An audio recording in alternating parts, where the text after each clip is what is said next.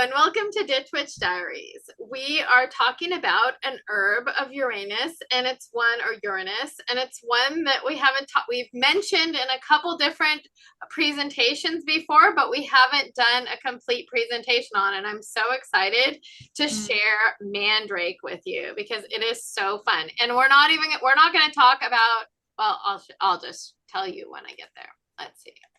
So this is the Mandrake picture. It's so lovely. I love the pics. Some of the pictures are really nice. I love those mushrooms. Is it mushrooms or is it like datura? Whatever. I don't know. I just said, this is my prompt for AI. My prompt for AI was give me a picture of Mandrake with Uranus in the background. Oh. That's what I got. Nice. They look like mushrooms. Yes, it does. So we are going to talk about Mandragora officinarum, not like the American mayapple, which is a completely different thing. American mandrake is not the same as the Mediterranean or European mandrake, and that's the one that we are going to talk about. I could have gone in both directions, but you know what? I didn't feel like it because I'm bitchy that way. So there you go. Not true mandrake, I feel like, anyway. It's a true mandrake. It's a completely different plant. Like it is. Like, you don't even have to explain that. Thank you. I knew that you guys would feel what I was doing. I knew that I wouldn't have to go too far with this with you guys. So this is the botanical mandrake drawing. And this is what AI thinks it looks like, although I'm not quite so sure. And then we've got the best because there's so many, here, let me put you in a different, there is so many different, like renditions of mandrake because it was a really, really popular herb a while ago. So 1,000 years ago. It was super popular. Okay, so look at all these fun pictures. We're just gonna look at them. There's a bunch, like little people in the ground. Look at that. They're so cool. So and we're gonna look at more later. The parts used are the roots, the leaves, and the little apples. They do call those apples, even though it's the Mandragora. And the other names are, and this is Alraune, Anthropomorphone, Baris, Brain Thief, Circeum Circeoe, Devil's Apple, Galganman's Hen, Gallows, Herb of Circe, Ladykins, Mandragon, Mandragora, Mannikin, Manroot, Pomme de Chin, Raccoonberry, Satan's Apple, Semi-Homo, Semi-homo. Maybe it is semi-homo. It seems odd. Sorcerer's root, wild lemon, witch's mannequin, woman drake, and Zauberwurzel. Another little wurzel. Have you left us? No, I'm still here. Keep going. Okay, good. Just so the name Mandragora is derived from two Greek words that they imply something hurtful to cattle. So I guess this is hurtful to cattle. Bad for cows. Bad for cows. Yes. Got it. So the plant information. So there's male and female mandrake, but the male mandrake has these broad, long, smooth green leaves, and they lay against the ground, and it has white flowers on a slim stalk. I don't know what I was going to say it has, but whatever. I don't know what it was. It has something. It has a root. It has a root that may bury itself more than 3 feet down into the ground. So a big, fat root. So to dry the root, like for magic purposes, you're supposed to slowly turn it over a fire of vervain leaves.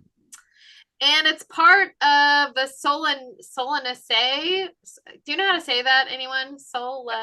Solanaceae. I am not quite sure how those weird botanical words are pronounced. So just say them how they look, I think. Solanaceae. I like that. Or the nightshade, otherwise known as the nightshade. Also the nightshade. Yes, it's a nightshade. So let's move on to the stories. First of all, there's just some general lore about it because it was so broadly popular for so long. So is that the lore is that it grows under the gallows of murderers. Okay, so also it said not only that, but some other part of that lore is that like when you hang a murderer, like they will shit and piss their pants. And the semen. Don't forget the semen. And the semen. And then it will, where it drops is where the mandrake arises. So this is another part of it too. It's like merely digging up the root will cause death. And the reason, so it was said that the root would shriek and scream when it was unearthed. And if you heard it, that you were sure to die. So what people would do is that they would they would have a dog uproot it. And so they would tie to the top of the mandrake and then tie it onto the dog and give the dog a little whack and have the dog uproot the mandrake so that you wouldn't surely die. So now we can look, so some of these images and even the ones before have this picture of the dog. In fact, many of them do. See, look, there's another dog uprooting the mandrake. There's another one uprooting the mandrake. So there's one. Now it's also in the Bible, and it's all about like, this is so random because it's an herb of Circe, but it's also in the Bible where they talk about Rachel. So isn't that weird? So it's in Genesis in 30:14 to 30:16. So we'll just get a little reading of the Bible. And Reuben went in the days of wheat harvest and found mandrakes in the field and brought them unto his mother Leah. Then Rachel said to Leah, give me, I pray thee, of thy son's mandrakes. So 30:15, it is a small matter that you have taken away my husband. Would you take away my son's mandrakes also? Rachel then says, then he may lie with you tonight in exchange for your son's mandrakes. 30:16, and Jacob came out of the field in the evening, and Leah went out to meet him and said, thou must come unto me, for surely I have hired thee with my son's mandrakes. And he lay with her that night. So this is the story. The story is that mandrake was supposed to bring about fertility. So the problem was that Rachel had a hard time getting pregnant. And so the whole story was that Jacob fell in love with Rachel.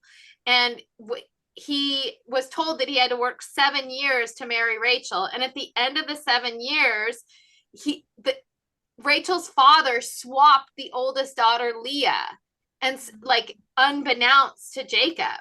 And so when Jacob went in, because he got married with head coverings and veils. And so when Jacob went in, he saw that it was Leah, and he was like, wait a second, I want to marry Rachel. And he had to work 7 more years to marry Rachel. So exactly. So that's what she says. It's a small matter that you have taken away my husband. Would you take away my son's mandrakes also?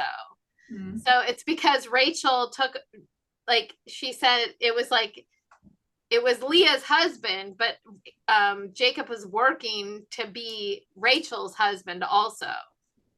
So that's what happened. So that's the whole mandrake story and the whole thing. It's very fun. So then in England, we have stories, and under the reign of King Henry, and it's supposed to be the 8th instead of the 7th. How weird.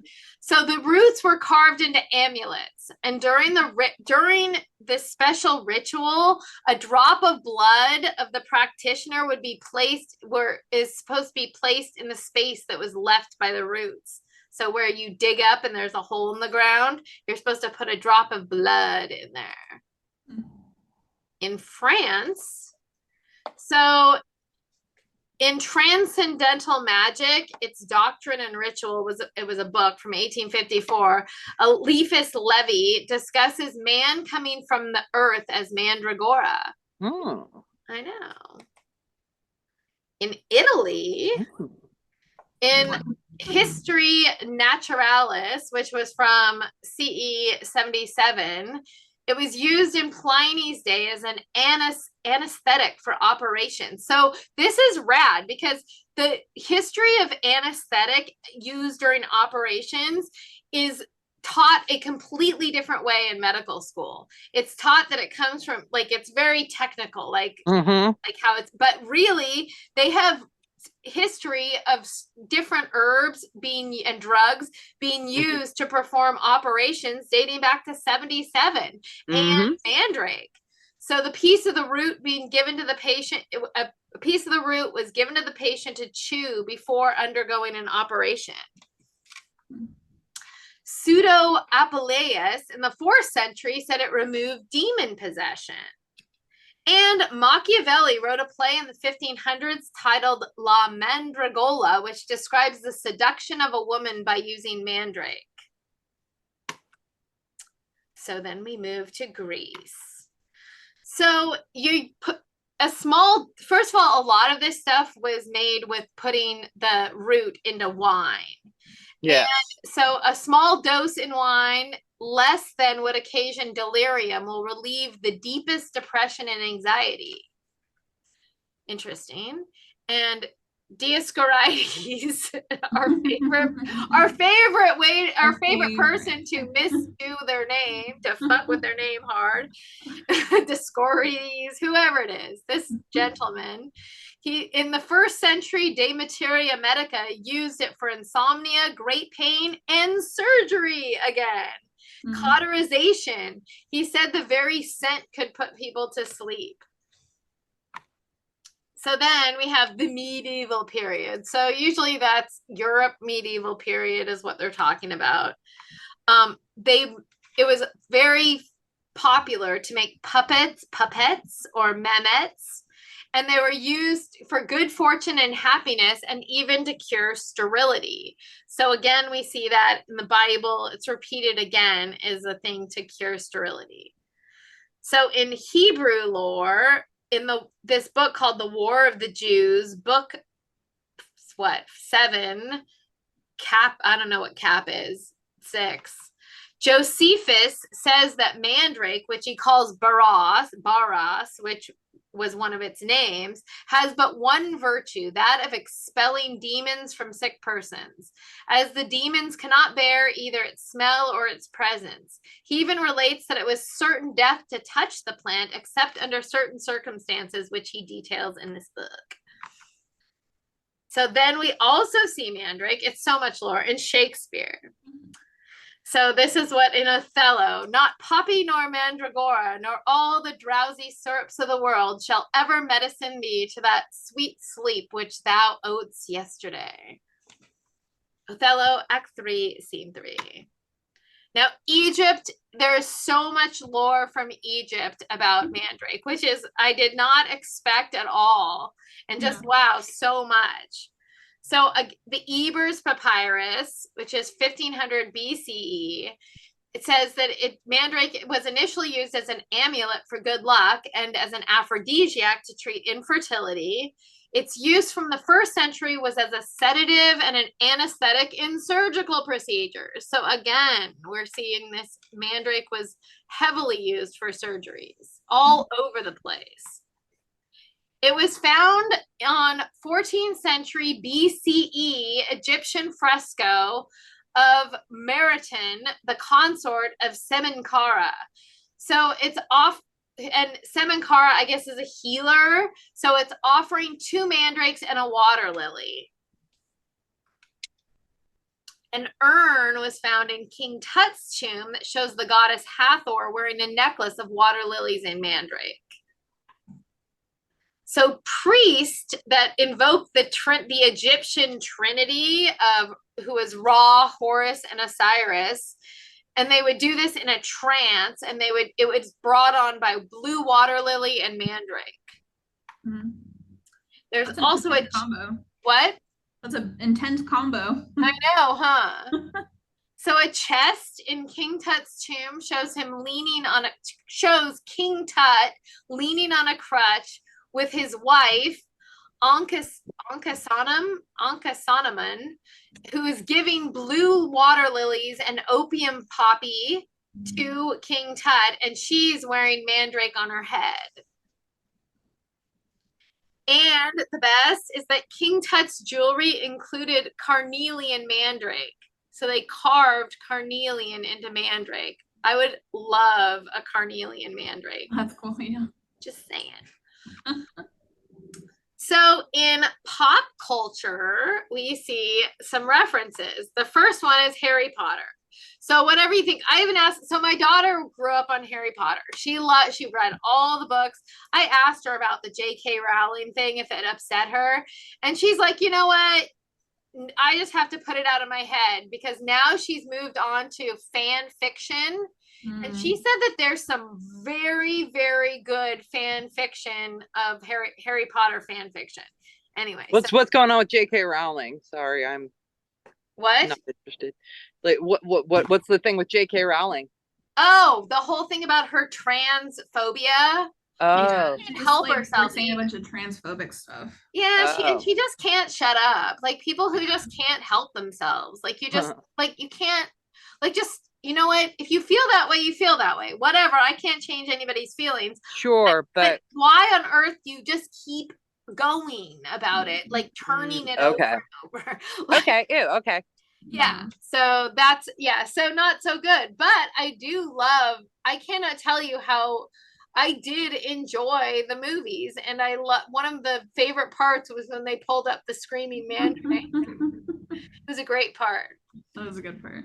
So then we can also go back to Parker's ginger tonic, which is, this is one of the places where we saw Mandrake referenced in previous videos, and was in the ginger topic, because Parker's ginger tonic was made with ginger, buchu, mandrake, stillingia, which I have no idea what that is, and some other herbs which are unnamed.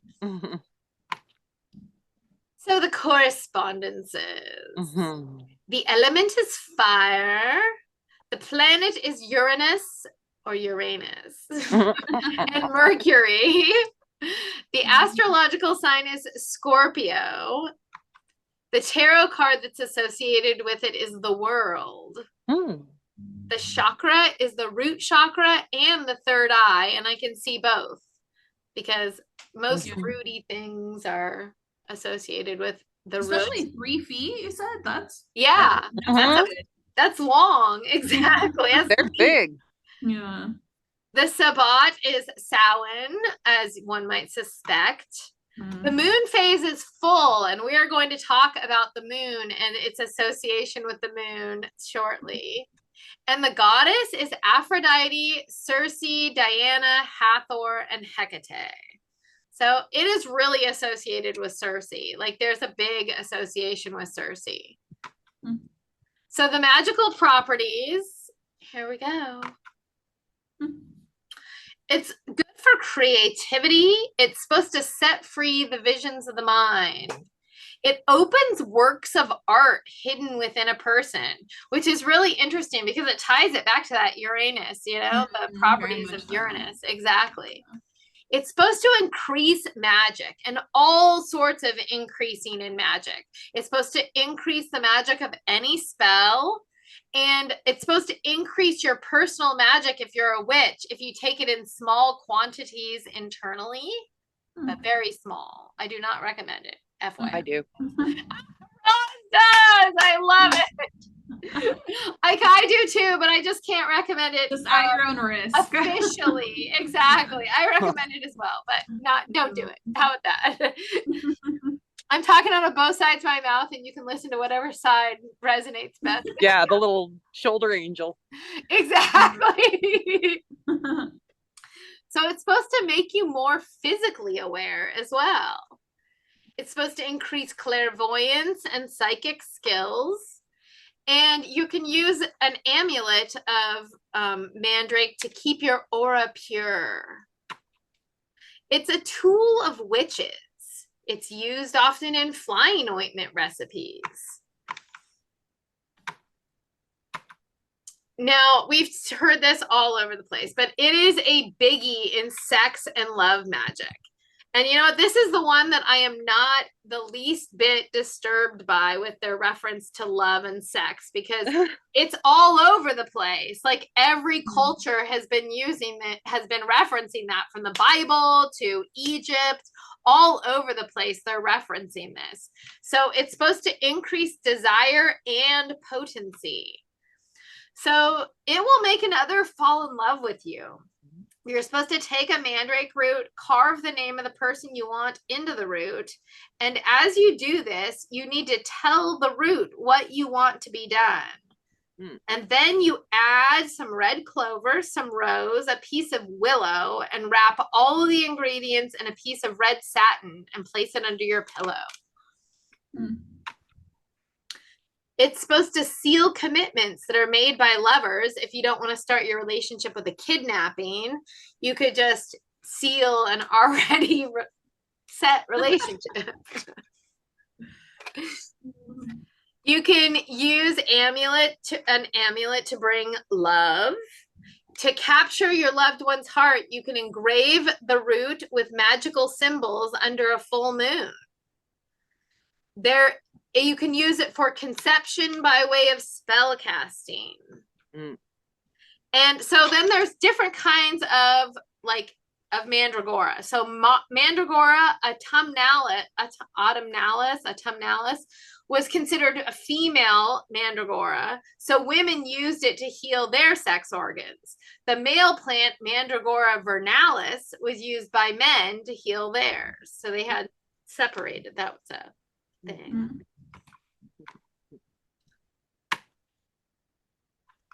It's used for protection.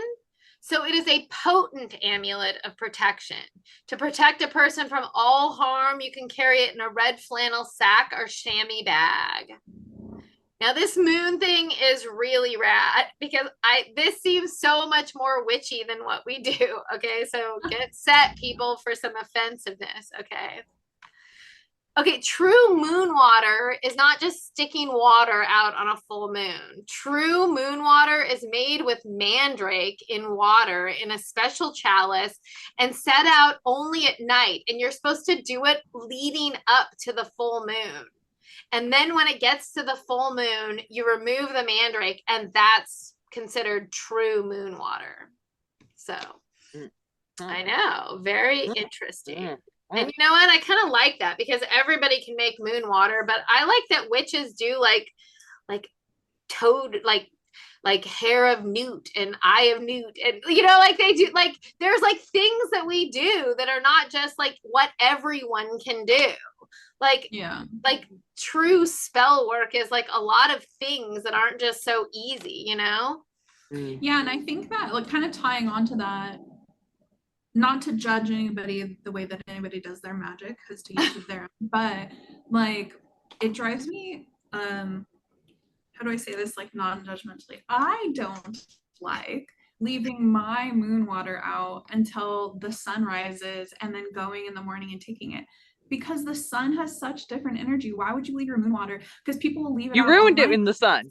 You ruined it. Yes. It's like you overdeveloped your film. And then take it back in with the sun. And I'm like, that is different. And so part of putting in more effort and energy to making something more potent is having to wake up before the sun even crosses the horizon to go get your moon water, because you want it out there as long as possible, but also not having any sun rays touch it.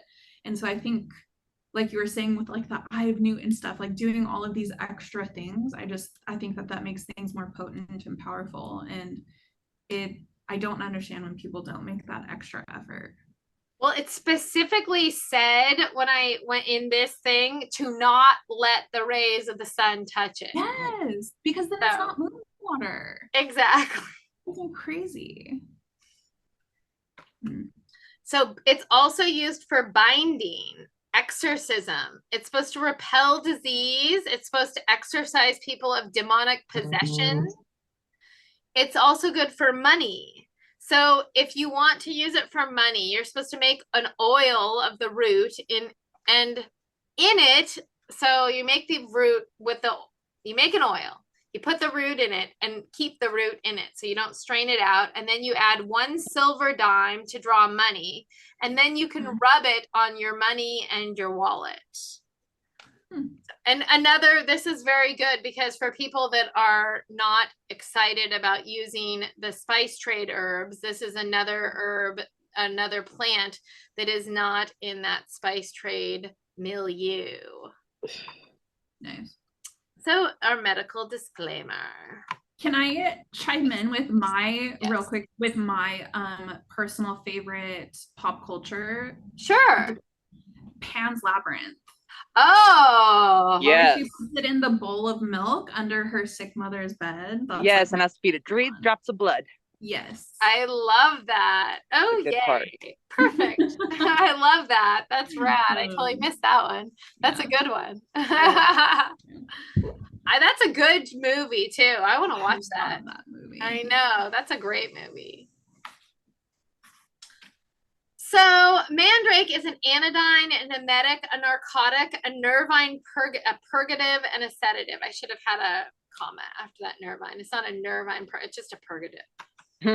So externally, it's said to use the leaves for the treatment of ulcers of the skin and infected wounds. It's a purgative and an emetic. You can use it that way. You dry the powdered root. It causes vomiting and evacuation of the bowels. So not very fun. You can, of course, because of this though, it's also can be a laxative. And so in very small amounts, you can mix it with licorice as well. And I guess that's probably soothing to your stomach. The licorice will help you so you don't vomit probably, but it will still cause evacuation of the bowels. So you're supposed to avoid large doses because it causes delirium and discomfort, as you might expect from something that is going to cause you to vomit and shit. Okay. And it's also a narcotic and a nervine. Exactly. But, okay, so this is great. In a 1971 medical journal in Australia, they performed a double-blind study of its hypnotic effects and found it equal to 200 milligrams of pentobarbital sodium, and it didn't have any side effects. Like compared to, so an interesting, if you want to go look up that double-blind study, you ought to do that. It's from the Medical Journal of Australia. But I have to say that it is it's toxic. I don't advise anybody to ingest it. Like, do so at your own risk, not because I said so. So if you do it, then you do it. You know, and I can't stop anybody from doing that. But I'm not advising anyone of such a thing. And these are my resources. Especially that public domain review was rad for all those pictures. Nice. So that's it. Mandrake. Woohoo! I feel like we had to do those. I feel like there's some major missing herbs that we haven't done, like in like videos. Like we haven't done dragon's blood. We haven't done like there's some like major like missing things that we should go through. And well, Pluto's next. So yeah, the last planet is Pluto. And so we'll do that next week. And then we should think about like just like things that were like left and right that like didn't get picked up some way, you know? Yeah. Okay. Yeah. Or if you want to think of another way to go through these things, that would be, no. I mean, either way, I'm good with, because I feel like there are, I don't think that we've talked about many resins. I think maybe we talked about frankincense. We talked about galbanum because I was going to do galbanum was a Uranus like a thing. Yeah. I don't know. I think that there are some like really popular ones that we haven't really done. Exactly. Maybe we should like maybe I'll go through and find all the ones that we have done through this, and we'll figure out some more things. So anyway, the next one is the Pluto. So we will see you at the next Ditch Witch Diaries talking all about Pluto.